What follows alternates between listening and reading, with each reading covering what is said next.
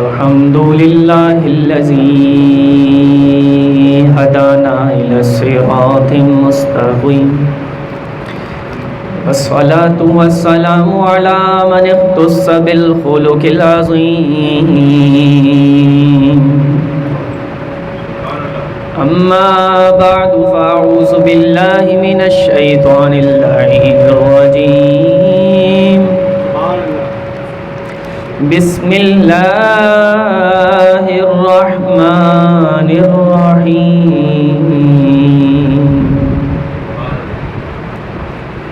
لا تعبدون إلا الله وبالوالدين إحسانا قد صدقت يا رب العالمين إن الله وملائكته يصلون على النبي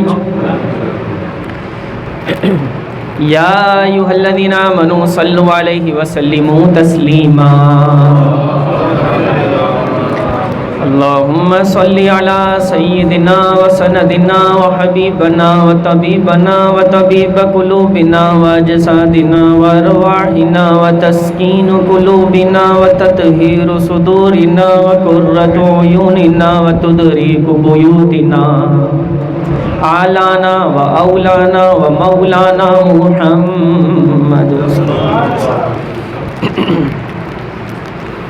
وعلى آلہ وصحبہ وازواجہ واولیاء امتہ وعلماء ملتہ الی آخر الآیہ۔ مجھ خطا کار سا، اس کی ریپیٹیشن ڈیلے سب ختم کرنا ہے۔ مجھ خطا کار سا انسان مدینے میں رہے، مجھ خطا کار سا انسان مدینے میں رہے اور بن کے سرکار کا مہمان مدینے میں رہے۔ مجھے خطا کار سا انسان مدینے میں رہے اور بن کے سرکار کا مہمان مدینے میں رہے۔ یوں ادا کرتے ہیں عشاق محبت کی نماز، یوں ادا کرتے ہیں عشاق محبت کی نماز کہ سجدہ کعبے میں ہے اور دل مدینے میں رہے۔ سجدہ کعبے میں ہے اور دل مدینے میں رہے، اور ان کی شفقت غم کونین بھلا دیتی ہے۔ ان کی شفقت غم کونین بھلا دیتی ہے جتنے دن آپ کا مہمان مدینے میں رہے، جتنے دن آپ کا مہمان مدینے میں رہے۔ اور یاد آتی ہے مجھے اہل مدینہ کی وہ بات، یاد آتی ہے مجھے اہل مدینہ کی وہ بات، زندہ رہنا ہے تو انسان مدینے میں رہے، زندہ رہنا ہے تو انسان مدینے میں رہے۔ اور دور رہ کر بھی اٹھاتا ہوں میں حضوری کے مزے، دور رہ کر بھی اٹھاتا ہوں میں حضوری کے مزے کہ میں یہاں اور میری جان مدینے میں رہے، میں یہاں اور میری جان مدینے میں رہے۔ اور چھوڑ آیا ہوں دل و جاں یہ کہہ کر اعظم، چھوڑ آیا ہوں دل و جاں یہ کہہ کر اعظم، آ رہا ہوں میرا سامان مدینے میں رہے، آ رہا ہوں میرا سامان مدینے میں رہے۔ آپ لوگوں کی سبحان اللہ کی آواز بتا رہی ہے کہ یہ محفل اہل ذوق کی ہے، اور جب محفل اہل ذوق کی ہو تو بات کی ابتدا بھی ذوق سے کی جاتی ہے۔ سامعین جب ایسے متوجہ ہو کر بیٹھے تو پھر خطیب اور عالم اور مبلغ کا بات کرنا وصول ہو جاتا ہے، اس کے لیے بات کرنا آسان ہو جاتا ہے۔ یہ سامنے والے پہلے ہی اٹینشن ہے، متوجہ ہیں۔ سب سے پہلے یہ ماہانہ ایک محفل کا سلسلہ ہے جو ہر چاند کی پہلی تاریخ کو سجایا جاتا ہے، اور دین کا کام ہے۔ سب سے پہلے اللہ رب العزت سے دعا ہے کہ اللہ اس میں برکت اور خلوص اور دوام اور وسعت عطا فرمائے۔ جس قدر استقامت کے ساتھ یہ سلسلہ ہے ایک دین کی خدمت کا، حدیث سے شروع کر لیتے ہیں. حضور علیہ السلام نے فرمایا اللہ کو سب سے زیادہ پسند وہ عمل ہے جو تھوڑا ہو لیکن ہمیشہ ہو. ارے مانا ہماری ماہانہ محفل میں وہ تعداد نہیں ہوتی جو لاکھوں کے مجمع پہ مشتمل ہو. ارے مانا ہماری ماہانہ محفل میں وہ تعداد نہیں ہوتی جو گراؤنڈز کی محفل میں ہوتی ہیں, جو گرینڈ پروگرام ہوتے ہیں, بڑی بڑی محافل ہوتی ہیں, مخصوص افراد ہیں, مخصوص بچے ہیں, مخصوص نوجوان ہیں, اہل محلہ ہیں, یہ بزرگ ہیں, لیکن کیونکہ استقامت سے ہمیشہ ہر مہینے پابندی سے ہو رہی ہے تو حدیث کہہ رہی ہے عمل تھوڑا ہو لیکن ہمیشہ ہو, اللہ کو بڑا پسند ہے. اللہ کو بڑا پسند ہے. تو اللہ تعالیٰ یہ ہمیشگی ہمیشہ قائم رکھے. محترم قبلہ سہیل کریمی صاحب, اللہ رب العزت ان کو برکت عطا فرمائے. ہمارے دل عزیز دوست محترم حنید بھائی کے ریفرنس سے ایک رابطہ تو تھا ہی, باقاعدہ انوائٹ کیا گیا کہ یہاں پر آ کے خطاب کیا جائے. تو آج میں یہاں حاضر ہوا تو آلموسٹ کوئی 4 سال یا 5 سال پرانی یادیں تازہ ہو گئی جو میں ایک بار یہاں آیا تھا جب قبلہ صوفی اختر کریمی صاحب رحمۃ اللہ تعالیٰ علیہ حیات تھے اور ان کی موجودگی میں خطاب کیا تھا. اور مجھے اگرچہ کئی سال ہو گئے لیکن مجھے کچھ چہرے وہ بھی یاد ہیں جو اس وقت بھی وہاں موجود تھے اور آج بھی موجود ہیں. یقیناً ان کی روح کو فرحت اور خوشی ہوتی ہوگی. کیوں؟ کیونکہ حدیث ہے کہ جو اولاد ہاتھ اٹھائے اور والدین کے لیے دعائے مغفرت کر دے تو اللہ تعالیٰ قبر میں بھی والدین کو سکون دے دیتا ہے. اور جو باقاعدہ دین کا کام کر رہا ہے, استقامت سے کر رہا ہے, جس کے توسط وسیلے اور ذریعے سے کئی بچے قرآن پاک پڑھ رہے ہوں, کئی بچے دین کی تعلیم حاصل کر رہے ہوں, ایک جگہ مخصوص یہ درسگاہ خانقاہ بن گئی ہو, دین کی تعلیم سے اس کی پہچان ہو, دین کے نام سے اس کا کام ہو, تو پھر ان کے والد محترم کو اللہ تعالیٰ کتنی خوشی عطا فرماتا ہوگا. تو یہ نیتوں کی بات ہے, اخلاص کی بات ہے, سوچ کی بات ہے. خانقاہیں اور بھی ہیں, نظام اور بھی ہے, لیکن قبلہ کی عاجزی دیکھ کے میں یہ سوچ رہا تھا کہ لوگوں کو یہ میسج گویا یہ اپنے عمل سے دے رہے ہیں کہ شانیں بہت ہیں اور نظام بہت ہے, لیکن جب وارث نبی آ جائے تو مقام پہ اسے ہی بٹھایا جاتا ہے. جب وارث نبی آ جائے تو بات اسی کی سنی جاتی ہے. جب دین کی بات آئے تو قرآن و حدیث ہم عالم دین سے ہی سنتے ہیں. تو جب یہ اتنا خوبصورت مزاج یہ اپنے چاہنے والوں میں منتقل کریں گے تو یقینی طور پہ ایک انقلاب برپا ہوگا اور گھروں میں, دلوں میں, نوجوانوں کے کرداروں میں تبدیلیاں آنا شروع ہو جائیں گی. مجھے عنوان کے لیے 2 موضوع پر, 2 جہتوں پر بات کرنے کی گزارش کی گئی. میں انشاءاللہ دونوں پر بات کروں گا اور میری کوشش ہوتی ہے کہ جو موضوع دیا جائے اس سے دائیں بائیں بندہ نہ جائے, اس موضوع پہ بات کریں. آج 11ویں شریف شروع ہو گئی ہے, شروع تو کل ہو گئی تھی لیکن آج ہم کہہ رہے ہیں چلیں, تو اس کے لیے ذرا بولیں سبحان اللہ. انشاءاللہ غوث سمدانی, محبوب سبحانی, شہباز لامکانی کا بھی ذکر کریں گے. حضرت امام غزالی رحمۃ اللہ تعالیٰ علیہ, امام قرطبی رحمۃ اللہ تعالیٰ علیہ, کیونکہ آج کا دور ایڈوانس ہے, سرچنگ بہت آسان ہے, اور آج کا ہمارا نوجوان, کیونکہ یہ ریکارڈنگ بھی ہو رہی ہے, سوشل میڈیا پہ لوگ دیکھتے ہیں, تو آج کا نوجوان کہتا ہے ریفرنس چاہیے, حوالہ چاہیے, باحوالہ بات کی جائے. تو کوشش ہوگی الحمدللہ ہر بات باحوالہ کی جائے اور مکمل ذمہ داری کے ساتھ کی جائے تاکہ آپ کی بھی ذہن نشین ہو جائے, اور آگے جب آپ کسی کے ساتھ بات کر سکیں تو سر فخر سے بلند کر کے, سینہ چوڑا کر کے بات کر سکیں, کیونکہ آپ حق پر ہیں. ٹھیک ہے. امام غزالی رحمۃ اللہ تعالیٰ علیہ, امام قرطبی رحمۃ اللہ تعالیٰ علیہ نے لکھا ہے, حسن بصری رحمۃ اللہ تعالیٰ علیہ, وقت کے کامل ولی اور بزرگ, آپ کے پاس ایک خاتون آئی, ایک عورت آئی, کہا میری بیٹی کا انتقال ہو گیا ہے, میں اسے خواب میں دیکھنا چاہتی ہوں کہ وہ قبر میں کس حال میں ہے. کہا اچھا, صبر کی تلقین کی, کہا جاؤ یہ اللہ کے راز ہیں, نہیں دیکھنا, جاؤ. ماں تھی, بے چینی ہونے لگی, خواب میں بچی کو دیکھنا چاہ رہی ہے. کیوں؟ کیونکہ حدیث کا مفہوم ہے کہ قبر میں مردہ جس حال میں ہوتا ہے اور خواب میں جس حال میں نظر آتا ہے تو وہ قبر میں بھی اسی حال میں ہوتا ہے. اگر آپ کو اپنا مردہ, اپنا مرحوم, اپنے لواحقین خواب میں حشاش, بشاش, پر مسرت اور خوش نظر آ رہے ہیں, اس کا مطلب اللہ نے کرم کر دیا ہے. بیٹی ماں پریشان بیٹی کو دیکھنا ہے، انہوں نے ایک وظیفہ تعلیم کر دیا ماں کی ضد پہ، ماں نے جا کے وظیفہ کیا، عشاء کے بعد وظیفہ پڑھا، دائیں کروٹ سوئی، بیٹی نظر آ گئی۔ جب بیٹی نظر آئی تو بے چینی بےتابی بڑی، ممتا جاگ اٹھی، روتی ہوئی فجر میں حسن بصری کے دربار میں ماں پہنچ گئی۔ کہا کیا ہوا؟ کہا میری بیٹی بڑی عذاب میں، قبر میں انگارے ہیں، وہ چیختی ہے، وہ چلاتی ہے، وہ پکارتی ہے اور وہ عذاب میں ہے، کچھ کرم کریں۔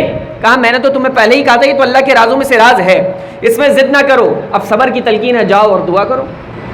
وہ بیٹی جو عذاب میں تھی، وہ عذاب میں بیٹی ہے اور وہ ماں چلی جاتی ہے، ماں واپس جاتی ہے اور ماں جانے کے بعد صبر کرتی ہے، دعائیں کرتی ہے۔ کچھ روز گزرتے ہیں، کتاب میں لکھا ہے امام غزالی علیہ رحمہ، امام قرطبی نے، کچھ روز گزرتے ہیں، حسن بصری رحمۃ اللہ تعالیٰ علیہ کے خواب میں ایک شہزادی آتی ہے۔ حسن بصری رحمۃ اللہ تعالیٰ علیہ کے خواب میں وہ شہزادی آتی ہے، نعرہ تکبیر، نعرہ رسالت، آگے تشریف لے آنا سب۔ تو حسن بصری رحمۃ اللہ تعالیٰ علیہ کے خواب میں وہ تشریف ایک شہزادی لاتی ہے اور حسن بصری، توجہ یہاں رکھیں، بولے سبحان اللہ، نعرہ تکبیر، نعرہ رسالت، نعرہ غوثیہ، علماء اہل سنت۔ تو میں عرض کر رہا تھا، امام غزالی علیہ رحمہ، امام قرطبی علیہ رحمہ نے دونوں نے اس بات کو، روایت کو لکھا کہ وہ ماں چلی گئی، وظیفہ کر لیا، بیٹی عذاب میں نظر آ گئی۔ حسن بصری رحمۃ اللہ تعالیٰ علیہ کے خواب میں ایک شہزادی نظر آئی اور دیکھا کہ بڑی شان اللہ نے دی ہے، بڑی شان سے وہ چلتی ہوئی آتی ہے، آگے پیچھے حور ہیں اور وہ تخت نشین ہو جاتی ہے۔ حسن بصری رحمۃ اللہ تعالیٰ علیہ خواب میں اس سے پوچھتے ہیں، لڑکی ہے شہزادی، تم کون؟ کہا آپ نے مجھے نہیں پہچانا؟ کہا نہیں، کہا میں وہی شہزادی، وہی لڑکی ہوں جس کی ماں کچھ دن پہلے آپ کے پاس آئی تھی۔ حسن بصری کہتا ہے میں نے پوچھا کہ یہ کیسی کرم نوازی ہوئی کہ 3 دن پہلے تمہاری قبر آگ کا ایندھن اور انگارہ بنی ہوئی تھی، تمہاری ماں پریشان تھی، روتی تھی، تم عذاب میں تھی، یہ کیسا کرم ہوا کہ آج تم جنت کے باغوں میں ٹہل رہی ہو اور شان سے تخت نشین ہو؟ تو جواب سنیں، اس نے کہا میرے قبرستان پہ 560 قبروں پہ عذاب ہو رہا تھا، 560 قبروں پہ عذاب ہو رہا تھا جس قبرستان میں دفن تھی۔ ایک نوجوان کا گزر ہوا، اس نوجوان نے میرے تیرے نبی پہ 1 مرتبہ درود بھیجا اور درود بھیجنے کے بعد حسن بصری سے وہ اپنی رودات خواب میں سنا رہی ہے۔ حسن بصری اس نے درود بھیجا اور درود بھیجنے کے بعد نبی پہ جب درود بھیج دیا، اس کے پاس اتنا وقت نہیں تھا کہ وہ ہاتھ اٹھا کے لمبی لمبی دعائیں کرتا۔ اس نے کیا کیا؟ اس نے کہا اے میرے رب، جو میں نے اپنے نبی پہ 1 مرتبہ درود بھیجا، اس درود کا ثواب ان پورے قبرستان والوں کو ایصال کرتا ہوں، قبول فرما۔ اللہ نے کیسا کرم فرمایا، اللہ نے اس ایک درود کے ایصال ثواب کے صدقے 560 قبروں پہ سے عذاب کو اٹھا لیا۔ 560 قبریں عذاب اٹھ گیا، اللہ نے مغفرت فرما دی ہے، اللہ نے کرم فرما دیا ہے۔ یہ ایک درود کے ایصال ثواب کی برکت ہے۔ جو نظر و نیاز پہ فاتحہ پڑھتے ہوں، جو سپارے پڑھتے ہوں، جو 70,000 کلمے کا ورد کرتے ہوں، جو مختلف اہتمام کرتے ہوں، جو لوگوں کو کھلاتے ہوں، پلاتے ہوں، کسی کے پیٹ بھرنے کا ثواب ایصال کرتے ہوں، ان پہ اللہ کتنا کرم فرماتا ہوگا۔ یہ ہے نظر و نیاز، یہ ہے ایصال ثواب، اس کو سمجھنے کی ضرورت ہے۔ علامہ بدر الدین عینی علیہ رحمہ نے عمدۃ القاری میں ایک بڑی کمال بات لکھی، روایت اور حدیث پاک کوٹ کی ہے، وہ میں یہاں پہ عرض کر رہا ہوں۔ جو سوال 14 صدیوں بعد فتنہ پرور لوگوں نے اٹھانے ہیں اور اٹھائے ہیں اور لوگوں کے ذہن میں انتشار پیدا کر کے ایصال ثواب کی اہمیت کو بھی ختم کرنے کی کوشش، ناکام کوشش کی اور نظر و نیاز پہ بھی اعتراضات کیے، ان کو ورگلانے کی کوشش کی۔ آج میرے نوجوان، میرے بچے، ہمارے بزرگ موجود ہیں سامنے، تو آج اپنے اس کانسیپٹ کو کلیئر کر کے اٹھیں۔ والدین کی عظمت اور ایصال ثواب پہ انشاءاللہ اپنے بات کرنی ہے۔ تو اب سوال جو آج کے لوگ اٹھا رہے ہیں، وہ مسئلہ 14 صدیوں پہلے ہی کلیئر ہو گیا۔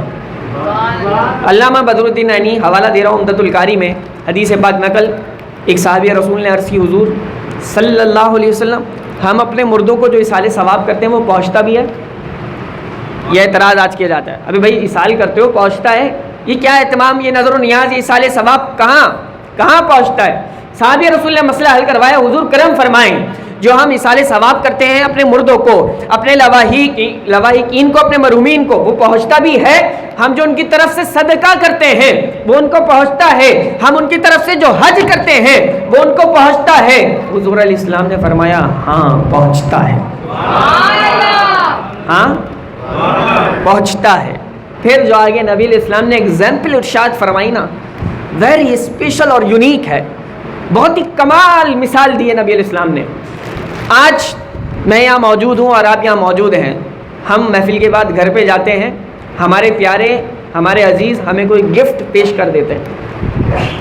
مثال کے طور پہ آپ کو گھڑی پسند ہے، آپ کو پرفیوم عطر پسند ہے، آپ کو اچھا لباس امامہ پسند ہے، جس کی جو بھی پسند ہے، کسی کو اچھا موبائل پسند ہے، اسے وہ چیز گفٹ آتی ہے. میں کھول کے سمجھا رہا ہوں تاکہ سمجھ میں آئے بچوں کو بھی. جب وہ چیز گفٹ آتی ہے، جب کوئی کی گفٹ وصول ہوتا ہے، آپ کو گفٹ ملتا ہے تو کیا ہوتا ہے؟ خوشی ہوتی ہے. کیا ہوتی؟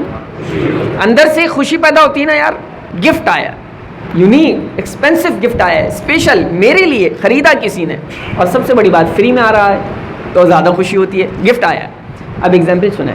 حضور علیہ السلام نے صحابی رسول کو ارشاد فرمایا، کما یفرح احدکم بالہدیہ، کہا ثواب تو پہنچتا ہے، لیکن ثواب پہنچنے کے ساتھ مردوں کو جب تمہارا ثواب پہنچتا ہے تو مردوں کو ایسے خوشی ہوتی ہے جیسے تمہیں تحفہ ملنے پہ ہوتی ہے.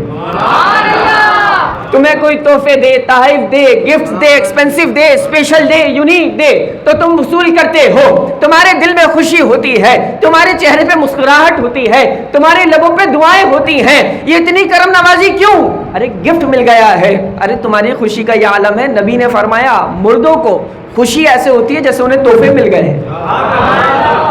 یہ ہے ایصال ثواب، یہ ہے ایصال ثواب. یہ ہر مہینے محفل سجانے والے، یہ تلاوت قرآن کرنے والے، یہ نعتیں پڑھنے والے، یہ قرآن و حدیث کا بیان سننے والے، یہ ایصال ثواب کی نیت سے نظر و نیاز کرنے والے اور لنگر کھلانے والے.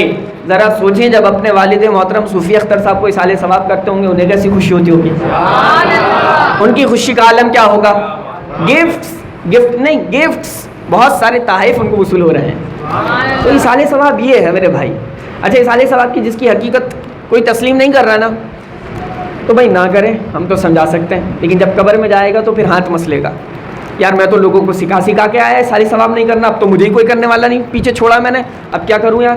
نگاہیں تلاش ہے، ڈوبتے کو سہارا نہیں، کنارہ نہیں، کیا کرے؟ پھر وہ پچھتائے گا. لیکن فرق یہ ہے اس وقت پچھتانا کام. آج مان جاؤ، آج عقیدے درست کر لو، روایتیں موجود، احادیث موجود، باتیں موجود، علماء اسلاف کے اقوال موجود. اب بات یہ ہے، حضرت ایک بزرگ ہے، حضرت نام غالباً میں عرض کر دیتا ہوں، امداد مکی، جی حماد مکی رحمۃ اللہ تعالی علیہ، اپنے وقت کے عالم، صوفی، بزرگ. آپ کہتے ہیں میں مکہ کے سفر میں تھا، حالت سفر میں مکہ کے قبرستان میں سو گیا. کہاں سویا؟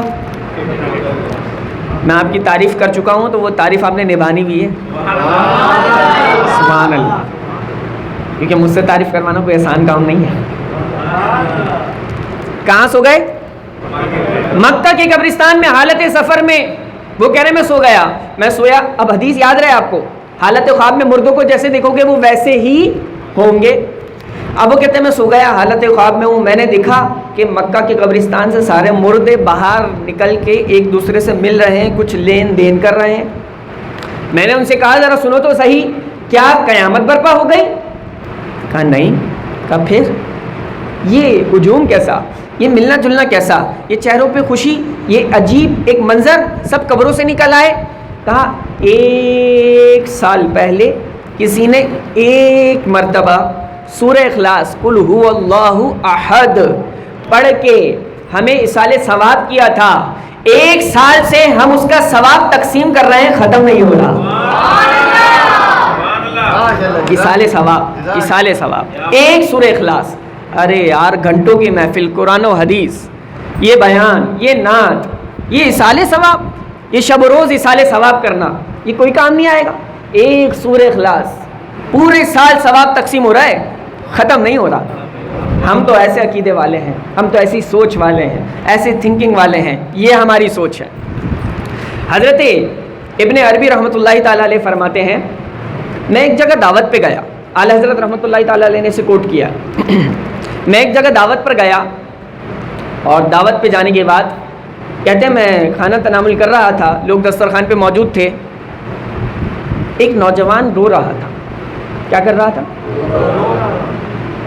کہتے ہیں میں نے پوچھا یہ رو کیوں رہا ہے، یہ کیوں روتا ہے؟ لوگوں نے کہا کہ حضرت اس کی روحانیت کا لیول ذرا ہائی ہے، اللہ نے اس کو بڑا عروج دیا ہے، اس کی روحانیت بہت زیادہ ہے۔ کہا اچھا؟ کہا اس کو کشف ہوتا ہے۔ کیا ہوتا ہے؟ اللہ رازوں سے پردے ہٹاتا ہے، اسے وہ مناظر دکھاتا ہے جو ہم اپنی آنکھوں سے نہیں دیکھ سکتے، وہ صرف دل کی آنکھوں سے نظر آتے ہیں۔ اہل اللہ اسے جانتے ہیں، کیسے کشف ہوتا ہے۔ اس سے پوچھا نوجوان کیوں روتے ہو؟ اس نے کہا میں اس لیے رو رہا ہوں، کچھ عرصہ پہلے میری ماں کا انتقال ہوا تھا اور میں نے ابھی دیکھا ہے میری ماں کو جہنم کے فرشتے پکڑ کے جہنم کی طرف لے کر جا رہے ہیں، جہنم کی طرف لے کر جا رہے ہیں، اس لیے میں رو رہا ہوں، میری ماں جہنم میں جا رہی ہے۔ فرش پہ بیٹھ کے عرش پہ جن کی نظریں ہوں، یہ اللہ والوں کا مقام ہوتا ہے۔ ینظرو بنور اللہ، جو اللہ کے نور سے دیکھے تو پھر فاصلے معنی تھوڑی رکھتا ہے۔ یہ حدیث پڑھی ہے میں نے آپ کے سامنے، ینظرو بنور اللہ، اللہ کے نور سے دیکھتے ہیں۔ اب اعلیٰ حضرت رحمۃ اللہ تعالیٰ علیہ نے لکھا ہے، اس نے یہ منظر بیان کیا، شیخ ابن عربی رحمۃ اللہ تعالیٰ علیہ اپنے وقت کے بہت بڑے عالم، آپ کہتے ہیں میں نے ایک حدیث پڑھی تھی، توجہ ہے آپ، میں نے ایک حدیث پڑھی تھی کہ جس نے 70,000 مرتبہ کلمہ شریف پڑھا، جس کو اصالہ ثواب کیا اور جس نے پڑھا، اللہ دونوں کی مغفرت فرما دے۔ لیکن کہتے ہیں حدیث ضعیف، حدیث موضوع نہیں، ضعیف، یعنی اس کی اتھینٹیکیشن تھوڑی لو تھی۔ آپ کے آسان لفظوں میں سمجھا رہا ہوں آپ کو، اصطلاحات کیا سمجھاؤں۔ حدیث ضعیف یعنی اتھینٹک حدیث نہیں تھی، ضعیف تھی، کمزور تھی، لیکن کہتے ہیں کہ میں نے حدیث پڑھی ہوئی تھی، اب حدیث تھی ضعیف، تو میں نے کہا یار یہ حدیث صحیح ہے کہ نہیں، اس سے اچھا موقع اور کون سا ہے۔ سامنے بندہ بیٹھا ہے کشف والا، اس کی ماں جا رہی ہے جہنم میں، اس کو پتہ نہیں نوجوان کو کہ ابن عربی نے کتنے بار کلمہ پڑھ رکھا ہے۔ ابن عربی کہتے ہیں میں نے 70,000 مرتبہ کلمہ پڑھ رکھا تھا، حدیث بھی پڑھ رکھی تھی، کلمہ شریف بھی پڑھ رکھا تھا، اپنے پاس سیف رکھا تھا، اصالہ ثواب نہیں کیا تھا۔ کہ اب ہوتا کچھ یوں ہے کہ اس نے جب یہ منظر بتایا میرے ذہن میں فوراً، آپ کا دماغ حاضر رہے تو آپ کو بات سمجھ میں آئے گی، کہتے ہیں میرے ذہن میں فوراً وہ حدیث آئی کہ 70,000 مرتبہ کلمہ جو پڑھے اور جس کے لیے پڑھے اللہ دونوں کی مغفرت فرما دیتا ہے، لیکن حدیث ضعیف تھی۔ اب میں نے سوچا اس سے اچھا موقع کوئی ہے نہیں، اس کو پتہ نہیں کہ میں نے کوئی حدیث بھی پڑھی، اس کو پتہ نہیں کہ میں نے کوئی کلمہ شریف بھی پڑھ رکھا ہے، اس کا ماں کا حال بھی اس کے سامنے کھلا ہے۔ کہتے ہیں دسترخوان پہ بیٹھے لوگ بیٹھے ہوئے ہیں، وہ رونے کی کیفیت میں تھا، میں نے اپنے دل میں کہا اے میرے رب، جتنا 70,000 مرتبہ کلمہ پڑھا اس کی ماں کو بخشتا ہوں۔ کہتے ہیں میں نے اتنا کہا، وہ نوجوان روتے روتے مسکرانے لگا، مسکراہٹ بکھر گئی چہرے پہ۔ کہا تو مسکراتا کیوں ہے؟ اب کیا منظر ہے؟ کہتے ہیں میں نے ابھی دیکھا کہ وہ فرشتے پکڑ کے جنت کی طرف لے جا رہے ہیں، جنت کی طرف لے جا رہے ہیں۔ ابن عربی رحمۃ اللہ تعالیٰ علیہ کہتے ہیں میں نے اس کے کشف کو حدیث کے صحیح ہونے سے جانا، حدیث کے صحیح ہونے کو اس کے کشف سے جانا، دونوں کا پتہ لگ گیا کہ وہ بھی سچی سچی کہہ رہا ہے اور حدیث کا بھی پتہ لگ گیا، حدیث بھی اتھینٹک ہے، حدیث بھی اتھینٹک ہے۔ یہ ہے اصالہ ثواب۔ آپ کو کلیئر ہوا؟ یہ ہے نظر و نیاز۔ اس کو کوئی عام اہمیت نہیں دیئے گا کہ یار بس ٹھیک ہے یہ تو رسم ہے، ٹریڈیشنل ہے، چلتا رہتا ہے، نہیں، جو آپ کے لواحقین ہیں ان کے لیے خوب اصالہ ثواب کریں۔ دوسرا یہ ہے کہ مکافات عمل بھی تو ہے نا، آج آپ کسی کے لیے پڑھ کے بخشیں گے، کل آپ کے لیے کوئی پڑھ کے بخشے گا۔ آج کوئی قبر میں منتظر ہے اسے اصالہ ثواب ملے تو کل آپ منتظر ہوں گے تو آپ کو اصالہ ثواب آیا کرے گا۔ اور جب محفلیں سجائیں گے، لوگوں کو دین کے لیے تیار کریں گے تو آپ تو چلے جائیں گے، لوگ قرآن پڑھ کے بخشتے رہیں گے، اصالہ ثواب ملتا رہے گا۔ تو یہ ہے اصالہ ثواب۔ اصالہ ثواب کے سلسلے کو بالکل بھی ہم نے کم نہیں جاننا ہے۔ تو میں نے عرض کیا تھا کہ مہینہ مبارک شروع ہو گیا ہے اور تذکرہ ہے غوث پاک رحمۃ اللہ تعالیٰ۔ اس نام میں ہی اللہ نے اتنا لطف رکھا ہے تو شخصیت کی کیا بات کریں. دیکھیں تو ایک بڑی کمال بات ہے, کیونکہ اہل ذوق بیٹھے ہیں اور اہل طریقت بھی ہیں, اس لیے میں کر رہا ہوں. علامہ صاحب بھی موجود ہیں. بہت سے پہلو ہیں غوث پاک کی سیرت پہ بات کرنے کے لیے, اور میں انشاءاللہ بھی کروں گا بھی ایک پہلو پہ بات. لیکن فی البدیہہ سر دست میرے ذہن میں ایک بات آئی, وہ میں عرض کر رہا ہوں. یہ جو زبان کی تاثیر ہوتی ہے نا, اس کی بات ہی کچھ اور ہوتی ہے. مثال کے طور پہ آج کوئی بیان کرے تو لوگ ملتے ہیں بعد میں اور فیڈ بیک دیتے ہیں, یار آپ کا بیان دل میں اتر گیا, یار آپ کے بیان میں رونا آ گیا, یار آپ کے بیان میں کیفیت بن گئی. یہ آج کے دور کے عالم کا فیڈ بیک ہے جو اسے بیان کا مل رہا ہے. گھنٹوں گھنٹوں تیاری کرنے کے بعد, قرآن و حدیث آپ کے سامنے سنانے کے بعد, اور بہت ہی اٹینشن سے, بہت توجہ سے سنانے کے بعد یہ فیڈ بیک آتا ہے. غوث پاک رحمۃ اللہ تعالیٰ علیہ ممبر پہ بیٹھتے, بولے سبحان اللہ, اور ایک جملہ کہا, کل میں روزے سے تھا. اس ایک جملے سے ایسی کیفیت طاری ہوئی, کئی لوگوں پہ وجہ طاری ہو گیا, اور اسی مجلس میں سے کئی لوگوں کے جنازے اٹھے, اللہ کی محبت میں وصال ہو گیا. یار یہ کل میں روزے سے تھا, یہ تو میں بھی کہہ رہا ہوں, آپ بھی سن رہے ہیں, اس میں کون سی بات, لیکن جملہ نکلا کس کے منہ سے یہ دیکھنا ہے. جب غوث پاک یہ کہتے ہیں کہ کل میں روزے سے تھا, تو اس میں ہی کیفیت بن جاتی ہے, کیونکہ کہا غوث پاک رحمۃ اللہ تعالیٰ علیہ نے. غوث پاک رحمۃ اللہ تعالیٰ علیہ حج کے سفر پر ہیں, صاحبزادہ بیٹا ساتھ ہے. سہیل بھائی سے میری دوسری ملاقات ہے, اور کچھ ملاقاتوں میں انسان جج کر لیتا ہے کہ شخصیت کیسی ہے اور سوچ کیسی ہے, اور انداز بتاتے ہیں. اس حکایت کو لے کے نا میں خاص طور پہ یہ یوں سمجھے ڈیڈیکیٹ کرنا چاہوں گا سہیل بھائی کے لیے, کہ اپنی خانقاہی نظام کو آپ نے بھی اسی طرح بنانا ہے, اور نظر بھی آ رہا ہے الحمدللہ, اللہ برکت عطا فرمائے. صاحبزادہ ساتھ ہے, شیخ عبد الرزاق رحمۃ اللہ تعالیٰ علیہ, حضور غوث پاک کے صاحبزادے بیٹے ساتھ. حج کا سفر, حج کے سفر میں ایک رات گزارنی ہے کسی ایک گھر کے اندر. کس کے گھر میں گزارے؟ غوث پاک رحمۃ اللہ تعالیٰ علیہ نے فرمایا, صاحبزادے اس پوری بستی میں بہجت الاسرار میں یہ لکھا ہوا, کہا اس پوری بستی میں جو سب سے غریب بندہ ہو اس کے گھر میں رکیں گے. پیران اعظام, علماء حق, علماء ربانی جین سلامت رہیں, لیکن آج کے جعلی اور ڈبہ پیروں کا بھی آپ لوگوں کو پتہ ہے. اگر کوئی ڈبہ پیر ہو تو کیا کہتا ہے, سب سے وی آئی پی, پارٹی نہیں پاٹا ڈھونڈو, اس کے یہاں جا کے اسٹے کریں گے, وی آئی پی پروٹوکول چاہیے, ایئر کنڈیشن بھی ہو, پھر لینڈ کروزر بھی ہو, یہ سب کچھ چاہیے, فیسلٹیز چاہیے. پھر صاحبزادہ صاحب کو کہا جائے گا, صاحبزادہ صاحب تلاش کریں, پیر صاحب رکنے آ رہے ہیں. یہ آج کا دور ہے, جعلی ڈبہ پیر جو غوث پاک کے نام پہ ہم سے سمیٹتے ہیں, یہ وہ لوگ ہیں. اور جو واقعی غوث پاک کی تعلیمات پہ عمل کرتے ہیں, وہ کہتے ہیں انتظامات کچھ بھی ہو, بس ذکر کی محفل کو سجا لیا جائے, دلوں کو تازگی بخش دی جائے, جذبوں کو جوانی اور جانفشانی بخش دی جائے, بس یہ کر لیا جائے. کہا بیٹے تلاش کر کے آؤ, سب سے غریب جو بندہ ہوگا ہم نے اسٹے اسی کے گھر میں کرنا ہے. صاحبزادی کی ڈیوٹی لگی ہے. اب مجھے آپ بتائیں, جس پیر نے اپنے صاحبزادی کو یہ درس دیا ہوگا, اس کی تربیت میں کیا کردار میں بات آئی ہوگی. پھر پیر کے ظاہری وصال کے بعد اس کی مجال ہے کہ وہ صرف امیروں کو ترجیح دے, غریبوں سے نہ ملے؟ نہیں ہو سکتا, ایسا نہیں ہو سکتا. یہ غوث پاک کی تربیت ہے.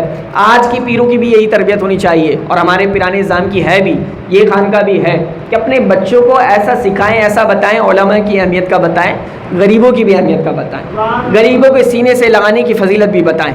کہا جاؤ سب سے غریب بندہ تلاش کرو. صاحبزادے کی ڈیوٹی, صاحبزادے گئے, سب سے غریب بندہ بستی میں تلاش کر لیا.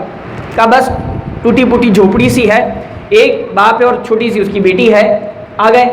غوث پاک رحمۃ اللہ تعالیٰ علیہ نے اپنی روحانی, وجدانی, عرفانی شخصیت کو لیتے ہوئے اس کی جھوپڑی میں چلے گئے. اب جہاں اللہ والے قدم رکھے وہاں دوسروں کو نہ پتہ لگے, یہ ایسا ہو سکتا ہے؟ لوگوں کو پتہ لگ گیا غوث پاک ہماری بستی میں.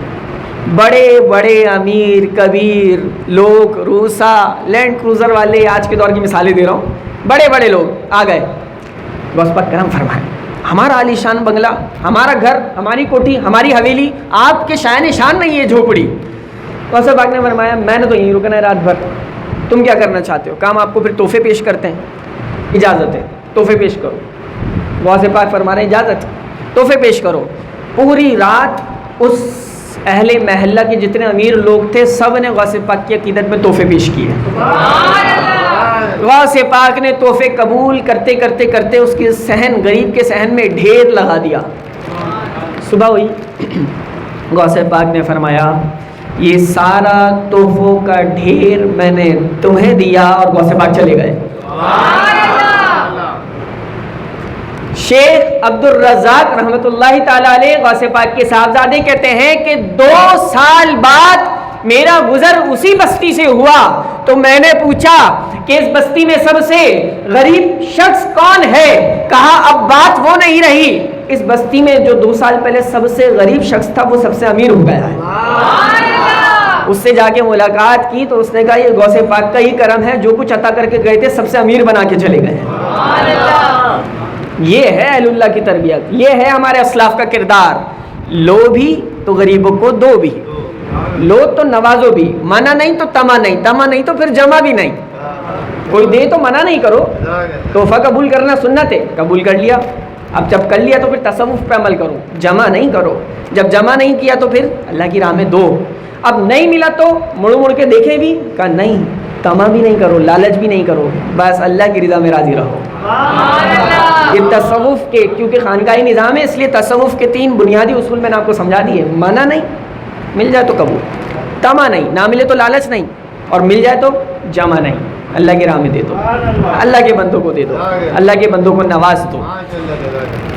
حضور علیہ الصلوۃ والسلام کی حدیث پاک ہے, نبی علیہ الصلوۃ والسلام نے فرمایا الجنت تحت الاقدام الامہات, جنت ماؤں کے قدموں تلے ہے, یعنی جنت اللہ نے رکھی ہے. ایک اور روایت ہے کہ جس نے ماں کے قدموں کو بوسہ دیا گویا ایسا ہے اس نے جنت کی چوکھٹ کو بوسہ دے دیا ہے. آج خانہ کعبہ کا جو غلاف چوم لے نا وہ اپنے لیے مقدر سمجھتا ہے, لوگوں کو آ کے بتاتا ہے یار میں نے خانہ کعبہ کا غلاف چوما ہے, کتنی بڑی بات ہے. آج جسے روزے رسول کے جالیوں کے بوسے نصیب ہو جائیں, چومنا نصیب ہو جائے, وہ آشش کرے اپنی قسمت پہ. یہ خانہ کعبہ اور روزے رسول کی جالیاں ہیں.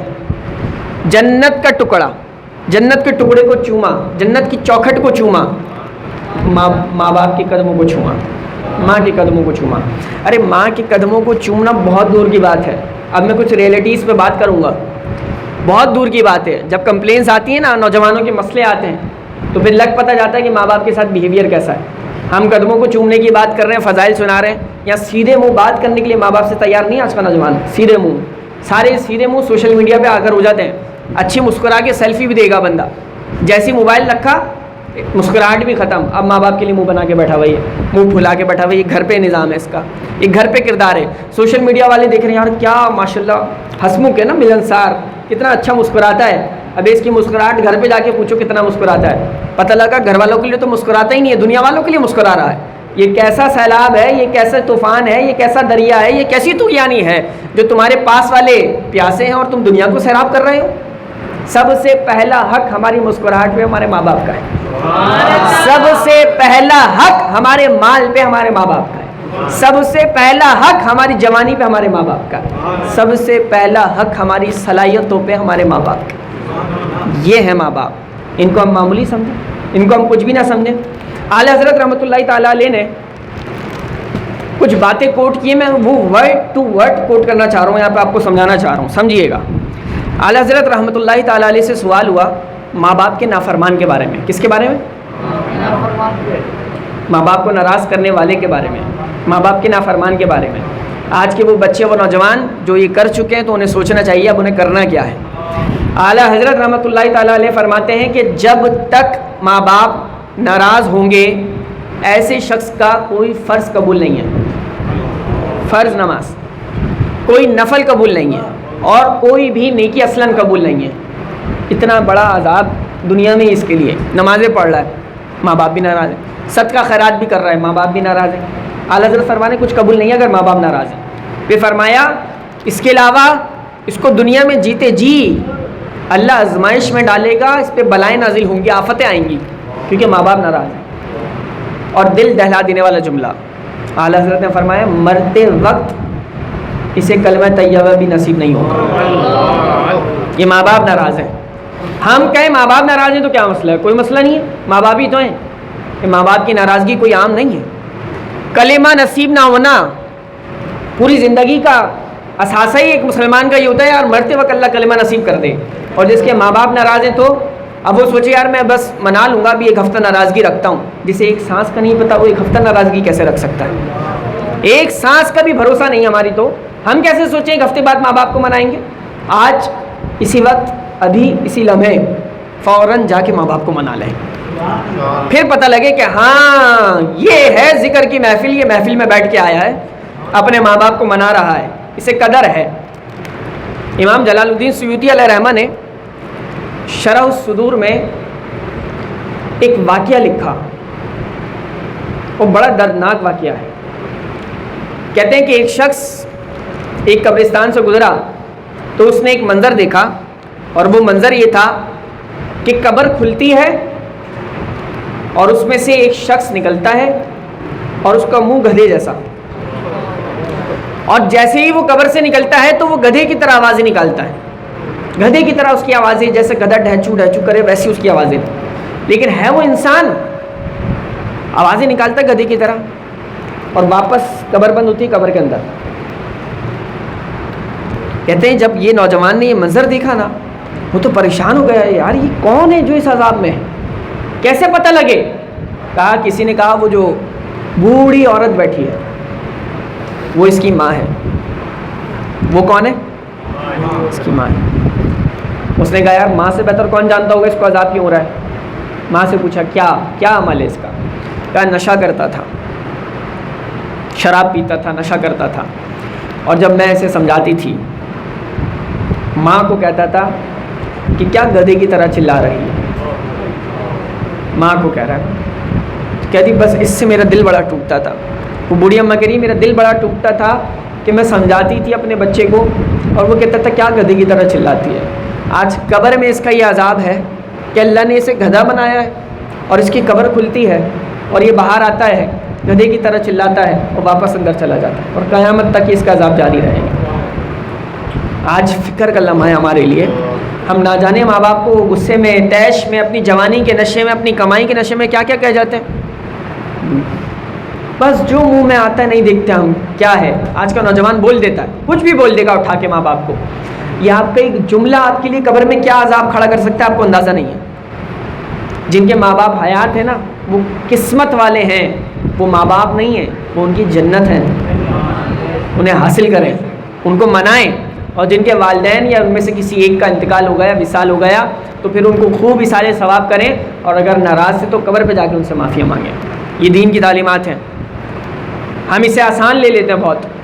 والدین کی عظمت، ایک صحابی رسول حاضر ہوئے اور حاضر ہو کے صحابی رسول نے عرض کی حضور صلی اللہ علیہ وسلم سے کہ میں ایک سفر پہ تھا حج کے، اور حج کے سفر پہ حضور دھوپ کا عالم، تپش کا عالم یہ تھا کہ کچا گوشت ڈالا جاتا نا تو وہ بھن جاتا۔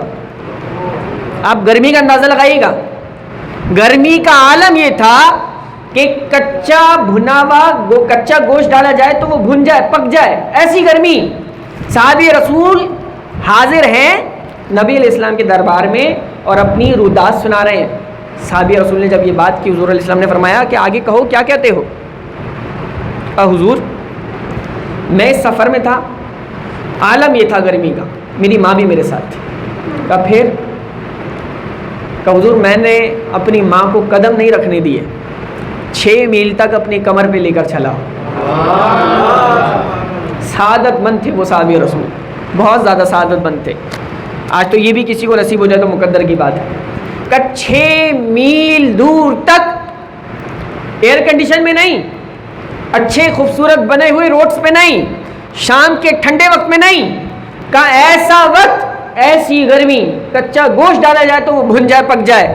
حضور میں نے ماں کے قدم نہیں لگنے دیے اور میں کندھوں پہ سوار کر کے ماں کو لے کے چلا ہوں۔ اب سوال ہے، حضور علیہ السلام نے پوچھا پوچھنا کیا چاہتے ہو؟ کہ حضور پوچھنا یہ تھا کیا میں نے اپنی ماں کا حق ادا کر دیا؟ میرے ذہن میں سوال یہ آیا کہ میں نے اتنا مشکل کام کیا ہے، کیا میں نے اپنی ماں کا حق ادا کر دیا؟ جب یہ نبی علیہ السلام نے سنا تو نبی علیہ السلام نے فرمایا، اے میرے صحابی، تم ماں کے حق کی بات کرتے ہو، ماں کا حق ادا کر دیا؟ حضور علیہ السلام نے فرمایا، تمہاری ماں نے جو تمہیں پیدا کرنے میں تکلیفیں برداشت کی، شاید یہ کسی ایک تکلیف کا بدلہ بن سکے، ایک تکلیف کا، شاید کسی ایک تکلیف کا بدلہ بن سکے۔ 6 میل دور تک اتنی تپتے روڈ پہ لے کر جانا، ماں کو کندھے کے اوپر اٹھا کے، کمر کے اوپر اٹھا کے، کہا تکلیف کا، کسی ایک تکلیف کا بدلہ بن سکے۔ تم پوچھتے ہو ماں کا حق ادا کر دیا؟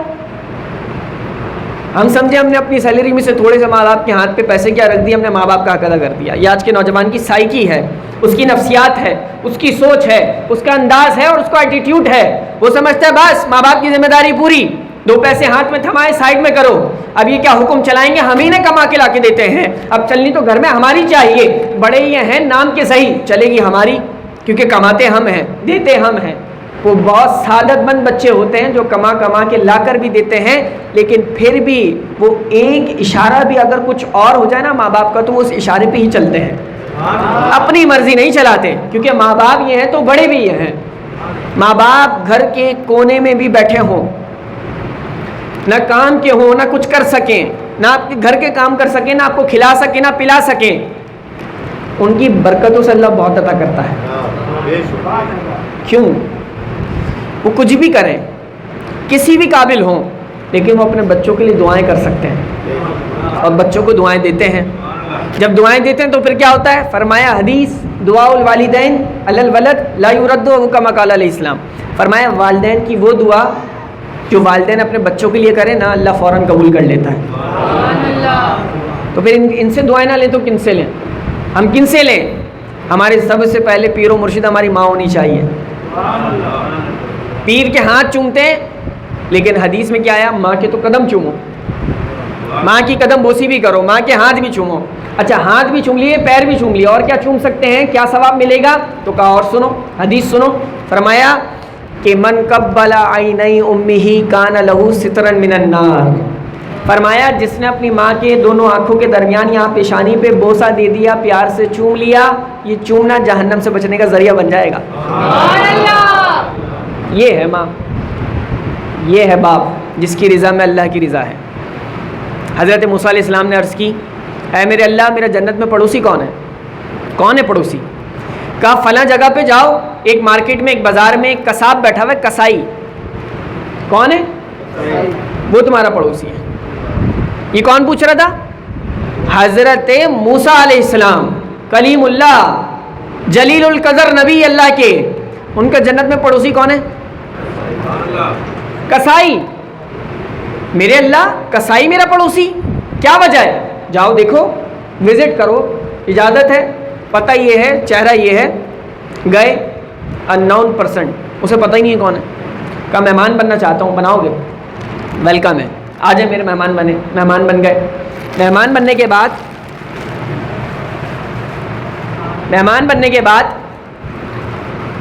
گھر میں مہمان بنے، کون مہمان بنے؟ توجہ ہے، کون مہمان بنے؟ کس کے پاس بنے؟ کسائی کے پاس۔ اب حضرت موسیٰ علیہ السلام کہہ رہے ہیں بھائی جنت میں میرا پڑوسی اللہ نے بنایا، میں نے تو ہر چیز نوٹ کرنی ہے۔ حضرت موسیٰ علیہ السلام نوٹ کرنے لگے، کوئی تو خاص عمل ہے اس کا۔ دیکھا 5 وقت کی جو بھی نماز ہوتی ہے وہ پڑھ لیتا ہے اور حلال کماتا ہے، جس کے حلال ہے اچھے سے سب کچھ، کوئی خاص نیکی عمل ہٹ کے سب کچھ ایسا نظر نہیں آیا۔ حضرت موسیٰ علیہ السلام کہتے ہیں 3 دن گزر گئے مجھے، لیکن اس کا ایک عمل میں نے دیکھا اور وہ عمل بالکل الگ ہی تھا، معمول سے ہٹ کے تھا۔ تو میں نے جب اس پہ شک ہوا تو تیسرے دن میں نے اس پہ عمل کر دیا، پھر راز کھلا۔ کہا وہ کیا تھا؟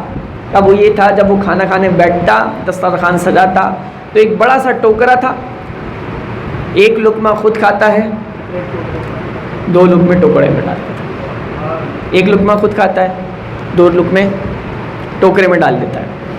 دروازے پہ دستک ہوئی، حضرت موسیٰ علیہ السلام کہتے ہیں وہ کسائی دروازے پر گیا نا، اب میری طبیعت میں تجسس تھا کہ دیکھوں کون ہے ٹوکرے میں۔ کہتے ہیں جیسے ہی میں نے ٹوکرے میں دیکھا تو اس کے بوڑھے ماں باپ تھے، بوڑھے ماں باپ اس ٹوکرے میں لیٹے ہوئے تھے، بہت ضعیف تھے۔ کہتے ہیں جیسے ہی انہوں نے مجھے دیکھا وہ مسکرائے اور انہوں نے کہا اشہدو ان لا الہ الا اللہ و اشہدو انک رسول اللہ، آپ اللہ کے نبی ہیں، ہم گواہی دیتے ہیں، میری رسالت کی، میری نبوت کی گواہی دی، اور ان کا انتقال ہو گیا، ان کا انتقال ہو گیا۔ حضرت موسیٰ علیہ السلام کہہ رہے میں حیران، میں ششدر، ابھی میں نے ان کو دیکھا، انہوں نے میری نبوت کو قبول کیا، مجھے فوراً پہچانا اور انتقال کر گئے۔ کہتے ہیں وہ کسائی دروازے سے واپس آیا، اور جیسے ہی واپس آیا اور اس نے جیسے ہی دیکھا کہ اس کے ماں باپ کا انتقال ہو گیا، وہ فوراً پلٹا، اور پلٹنے کے بعد اس نے حضرت موسیٰ علیہ السلام کے ہاتھوں کو چوم لیا اور کہا میں میرا وجدان اور میرا ذہن یہ کہتا ہے کہ آپ اللہ کے نبی حضرت موسیٰ علیہ السلام۔ حضرت موسیٰ علیہ السلام کہتے ہیں کہ میں حیران کہ تمہیں کیسے پتا میں حضرت موسیٰ ہوں، 3 دن سے رکا ہوں، آج کیسے پتا لگا؟ کہا بات یہ ہے کہ جب میں اپنے ماں باپ کی خدمت کرتا تھا تو میری ماں کہتی تھی، میرا باپ کہتا تھا، اے اللہ حضرت موسیٰ علیہ السلام کے جلووں میں موت نصیب فرمانا۔ ابھی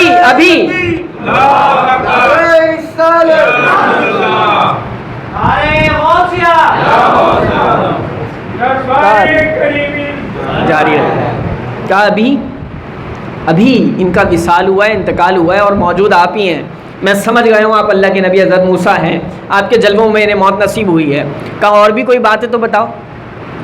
حضرت موسیٰ کہہ رہے ہیں اور کوئی بات بھی ہے تو بتاؤ۔ کہا بات ایک اور بھی ہے۔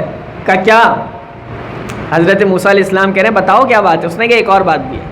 کہا لیکن ماں ہے، میری ماں ہے، ممتا میں دعا کر دیتی تھی، میں بھی کہتا تھا، ہنستا تھا، ماں کتنی بڑی دعا کر رہی ہے۔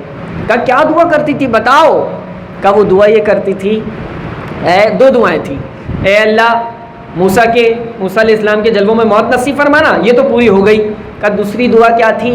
کہا دوسری دعا یہ تھی، اے اللہ میرے بیٹے کو موسیٰ کا جنت میں پڑوس عطا فرمانا۔ کہا دوسری دعا یہ تھی، حضرت موسیٰ علیہ السلام نے جب یہ بات سنی، یہ جملہ سنا، ماں کی یہ دعا سنی، کہا سن تیری ماں کی دعا اللہ نے قبول کر لی ہے، اللہ نے وہی بھیج دی ہے، تو جنت میں میرا پڑوسی ہے۔ ذات میں کسائی ہو، ذات میں کسائی ہو، ماں کی دعا کے صدقے اللہ نبی کا جنت میں پڑوس عطا کرتا ہے۔ یہ ہے ماں باپ، یہ ہے ان کی دعاؤں کی برکت، یہ ہے اللہ نے جو ہمیں دیا ہے ماں باپ کا سلسلہ۔ تو ماں باپ سے جتنی دعائیں سمیٹ سکتے ہیں سمیٹ لیں۔ حضرت ابو لیث سمرقندی علیہ الرحمہ نے ایک بڑی کمال روایت لکھی ہے، وہ کہتے ہیں کہ حضور علیہ السلام نے فرمایا صحابہ کرام سے، کہا ہے میرے صحابہ ایک بندہ ہوتا ہے، بہت کمال حدیث سنا رہا ہوں میں، ممکن ہے آپ میں سے تقریباً لوگ فرسٹ ٹائم یہ سنیں۔ حضور علیہ السلام نے فرمایا ایک شخص ہے، اس کی زندگی کے 3 سال رہ گئے۔ کتنے سال رہ گئے؟ زندگی کے 3 سال رہ گئے، لیکن نبی علیہ السلام فرما رہے ہیں اللہ نے اس کی عمر میں اتنی برکت دی، وہ 30 سال تک زندہ رہا۔ کہا ایک بندے کی عمر میں 3 سال رہتے تھے، 30 سال تک رہا، اور ایک بندے کی عمر 30 سال باقی تھی لیکن وہ 3 سال تک زندہ رہا۔ صحابہ کرام موجود، نبی علیہ السلام نے فرمایا، صحابہ کرام نے پوچھا حضور کیسے، یہ کیسے؟ اب سنیں، نبی علیہ السلام نے ارشاد فرمایا کہ جس کی عمر 3 سال رہتی تھی اس نے نمازوں کی پابندی شروع کی اور والدین کی خدمت کرنا شروع کر دی، اللہ نے اس کی عمر میں برکت کو رکھ دیا، وہ 30 سال تک زندہ رہا ہے۔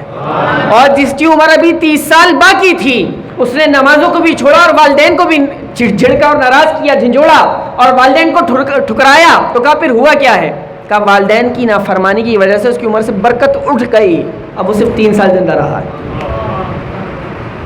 رزق میں، عمر میں برکت کا وسیلہ اور ذریعہ ہے ماں باپ کی خدمت۔ کیوں؟ حدیث سنیں، فرمایا من ترک دعاء الوالدین انہ انقطع ینقطع عنہ الرزق۔ مفہوم حدیث کیا ہے سنیں، فرمایا جب بندہ اذا ترک العبد الدعاء للوالدین، یہ متن تھا، اذا ترک العبد الدعاء للوالدین انہ ینقطع عنہ الرزق او کما قال علیہ السلام، فرمایا جب بندہ والدین کے لیے دعائیں کرنا چھوڑ دیتا۔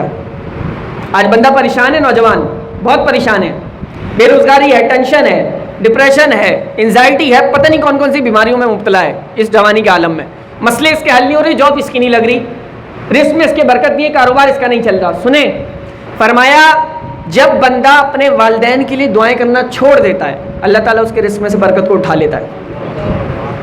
لیتا ہے. جب تک بندہ اپنے والدین کے لیے دعائیں کرتا رہتا ہے اللہ رزق میں برکت پیدا فرما دیتا ہے. والدین کے ساتھ حسن سلوک بھی کرنا ہے اور ان کے لیے دعائیں بھی کرنی ہیں، خوب دعائیں کرنی ہیں. اپنی گفتگو کو میں اختتام کی طرف لاتے ہوئے چند ایک باتیں عرض کر دیتا ہوں. حضرت موسیٰ علیہ السلام ایک سفر پہ تھے، اور سفر پہ حضرت موسیٰ علیہ السلام سفر کرتے کرتے انطاکیہ سے شام کی طرف جا رہے تھے. سفر کرتے کرتے تھک گئے، پیدل تھے، واک ڈسٹینس پہ تھا معاملہ ہے جو بھی تھا، آپ واک کر رہے تھے لیکن تھک گئے سفر پہ. تو حضرت موسیٰ علیہ السلام نے کہا، یا رب میں تھک گیا، مجھے سواری چاہیے. کیا چاہیے؟ کہا یہ پہاڑ کے گرد میں نا میرے کچھ بندے، ان میں میرا ایک بندہ ہے، تم اس کے پاس جاؤ، وہ تمہیں سواری دے گا. حضرت موسیٰ علیہ السلام اس بندے کے پاس گئے، وہ نماز میں مشغول تھا. نماز سے فری ہوا، حضرت موسیٰ علیہ السلام نے کہا رب نے بھیجا، تم نے مجھے کوئی سواری دینی ہے، تم نے مجھے کوئی. اس نے کہا اچھا. پھر اس نے پہاڑ کے اوپر جو بادل تھے نا ان بادلوں کی طرف دیکھا اور اس نے کہا اے بادل کے ٹکڑے تو قریب آ، اور یہ اللہ کے نبی ہیں، ان کو جہاں جانا ہے چھوڑ کر آ. حضرت موسیٰ علیہ السلام نے جب یہ منظر دیکھا تو اشش، کیا کیفیت، کیا منظر، کیا نظارہ، کیا اللہ نے مقام اس کو دیا ہے کہ بادل کا ٹکڑا اس کے اشارے پہ زمین پہ آتا ہے. حضرت موسیٰ علیہ السلام سوار ہوتے ہیں، جہاں جانا ہے جاتے ہیں، لیکن ذہن میں، وجدان میں، وجود میں، فکر میں ایک سوال گردش کر رہا ہے اور دستک دے رہا ہے، اے رب اسے یہ مقام کیسے ملا، اسے یہ. اللہ اکبر. رب نے فرمایا اے موسیٰ اس کی ماں کا وصال کا وقت تھا اور اس کی ماں کی تھی کوئی ضرورت، کوئی حاجت، کوئی نیڈ تھی، وہ ماں نے کہی اور اس نے اپنی ماں کی اس ضرورت کو فوراً پورا کر دیا. کب؟ پھر دیکھیں یہ تو ہے واقعہ، لیکن میں حدیث جوڑ چکا ہوں. حدیث دلیل ہے ہماری دلیل واقعہ نہیں حدیث ہے. والدین کی دعا جو بچوں کے لیے کریں اللہ قبول کر لیتا ہے. اب سنیں، اے رب یہ کام آ گیا تو اس لیے مقام ملا. کہا نہیں، صرف اس لیے تھوڑی ملا ہے. پھر مقام کیسے ملا اتنا بڑا؟ اللہ نے فرمایا کہ اس کی ماں نے اس کو دعا دی اور اس کی ماں نے کہا اے میرے رب جیسے جیسے جیسے اس نے میری ضرورت کو فوراً پورا کر دیا، میرے بچے نے تجھ سے جو بھی مانگنا ہے نا تو نے فوراً پورا کر دینا ہے. کہا اس کی ماں کی دعا کو ایسی قبولیت حاصل ہوئی ہے اس کے حق میں، اس نے تو بادل کے ایک ٹکڑے کو اشارہ کیا ہے، میں نے زمین پہ حاضر کر دیا. اے موسیٰ اس کی دعاؤں کا مرتبہ میرے بارگاہ میں اتنا اعلیٰ ہے، اگر یہ کہے اے میرے رب اس آسمان کو زمین سے ملا دے، میں یہ بھی کر دوں گا، یہ بھی کر دوں گا. اتنا بڑا مقام کیسے ملا، کیسے حاصل ہوا؟ اتنا بڑا مقام ماں کی دعا کے صدقے مل گیا. ماں کی ضرورت کو پورا کیا، ماں نے دل سے دعا دے دی، اللہ نے مقام دے دیا. حضرت انس بن مالک رضی اللہ تعالیٰ عنہ کہتے ہیں بنی اسرائیل میں ایک شخص رہتا تھا، نوجوان، توریت کا بڑا ماہر اور خوبصورت بھی، لوگوں کی اس پہ نظریں رہتی، تلاوت لوگ اس کی سنتے، لیکن نشہ بھی کرتا تھا. یہ جو نشہ ہے نا، نشہ انسان کو کیسا تباہ و برباد کرتا ہے، اور آج کے ہمارے نوجوان جس طرح تباہ و بربادی کی طرف جا رہے ہیں، اس فکر کا مقام ہے. انسان تمیز بھول جاتا ہے پھر کہ ماں ہے کہ باپ ہے، سامنے کون ہے. اب وہ توریت کی تلاوت بھی کرتا ہے، حسن و جمال بھی رکھتا ہے، لوگ اس کے گرویدہ بھی ہیں، لیکن گھر پہ کیا بیہیویئر ہے، ماں سے بدتمیزی کرتا تھا. یہ بنی اسرائیل کا واقعہ ہے، ماں سے بدتمیزی کرتا تھا. ایک بار ماں نے پھر کچھ سمجھایا تو اس نے ماں پر ہاتھ اٹھایا. جب ماں پہ ہاتھ اٹھایا نا تو نشے کی حالت میں تھا، اتنا زوردار ماں پہ ہاتھ اٹھایا کہ ماں کی ایک آنکھ اور ایک دانت ضائع ہو گیا. جب ماں کا یہ معاملہ ہوا تو ماں کے دل سے ایک بد دعا نکل گئی. ماں نے کہا جا، اللہ تجھ سے کبھی راضی نہیں ہوگا. اب جب یہ بد دعا ماں نے دے دی، اس کو اور تکبر آیا، بجائے یہ کہ وہ گڑ گڑاتا اس کے اندر تکبر آیا. میں تورات پڑھنے والا، میں کتاب پڑھنے والا، میں فاضل، میں عالم، میں نمازی، لوگ میری چاہت میں مرتے ہیں، لوگ میرا دم بھرتے ہیں، لوگ میرے لیے پلکیں بچھاتے ہیں. اس کے اندر ایگو، ایک الگ ہی تکبر آیا، انانیت ابھر آئی اور اس نے کہا جا میں اب تیرے ساتھ نہیں رہتا، اور وہ پہاڑ پہ چلا گیا اور پہاڑ پہ جا کے وہ نوجوان عبادت کرنے لگا. کتاب میں لکھا ہے، مختصر کر رہا ہوں بات کو، اس نے 40 سال عبادت کی. کتنے سال؟ 40 سال. یہ جو عبادتوں کے تذکرے آتے ہیں نا، تو میں اس کو یوں سمجھاتا ہوں کہ جس نے 10 دن اعتکاف میں گزارے ہیں آپ اس کا نور دیکھیں. جس نے 10 دن اللہ کی راہ میں اعتکاف کیا ہے آپ اس کی نورانیت، عرفانیت اور اس کا مقام دیکھیں، لوگوں کی نظروں میں اس کی عزت دیکھیں.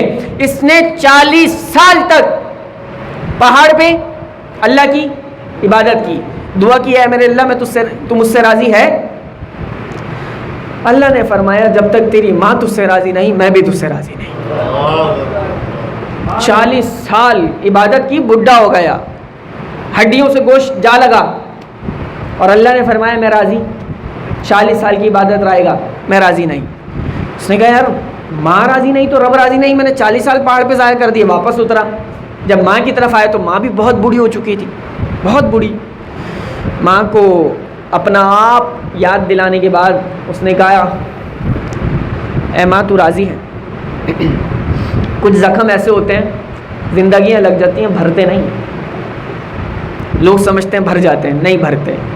جو اپنوں کے دیے ہوئے زخم ہوتے ہیں وہ نہیں بھرتے، بہت مشکل سے بھرتے ہیں. کہا ماں تو راضی؟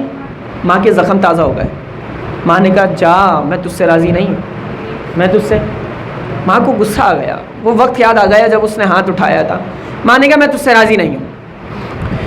اب جو کیفیت ہے اس نے اپنے ہاتھ کو کاٹ لیا، ماں کے سامنے اپنے ہاتھ کو کاٹ لیا. جیسے ہی ہاتھ کو کاٹا ماں دیکھ رہی ہے. کہا ماں اس ہاتھ سے تجھ پہ ہاتھ اٹھایا تھا، یہ ہاتھ میرے وجود کا حصہ نہیں رہ سکتا، ہاتھ کو جدا کر دیا، اب تو مجھ سے راضی؟ ماں نے کہا نہیں میں تجھ سے راضی نہیں. اب وہ کیسے پوچھے کہ رب مجھ سے راضی ہے کہ نہیں، کیونکہ اسے پتا ہے رب نے فرما دیا ماں راضی نہیں تو میں راضی نہیں. اب ماں کو راضی کرنے میں لگا ہے، ہاتھ کاٹ لیا، ماں راضی نہیں ہوئی. ماں کیا کرے؟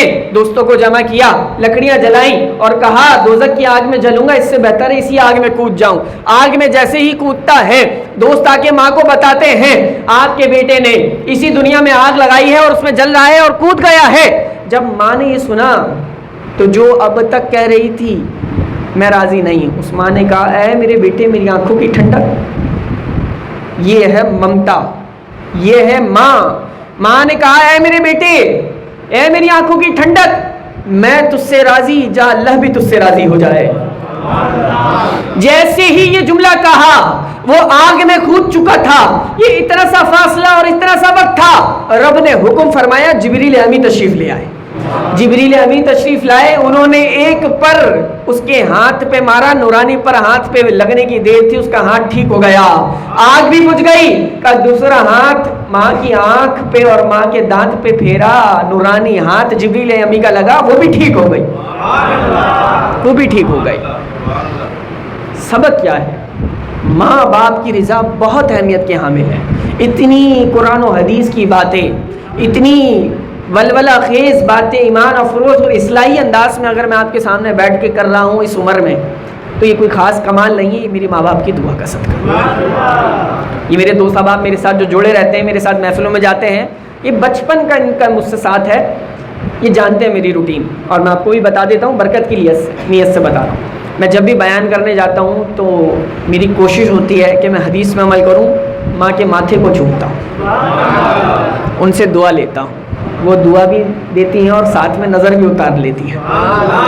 کیونکہ مائیں تو کہتی ہیں کہ بھائی کسی کی لگے نہ لگے ہماری نظر تمہیں لگ جائے گی، اور پیار کی نظر زیادہ لگتی ہے. ضروری نہیں نظر بدی لگے، پیار کی بھی لگ جاتی ہے. نظر تو نظر ہے، اپنی ہی لگ جاتی ہے تو پھر دوسرے کی کیا ہے. تو ماں کے ماتھے کو چوم کے بیان کی اجازت لے کر آتے ہیں، ماں کے ہاتھ کو چومتے ہیں، ان کی دعائیں لیتے ہیں، تو پھر اللہ بیان میں کچھ ٹوٹے پھوٹے لفظوں کی برکت بھی عطا کر دیتا ہے.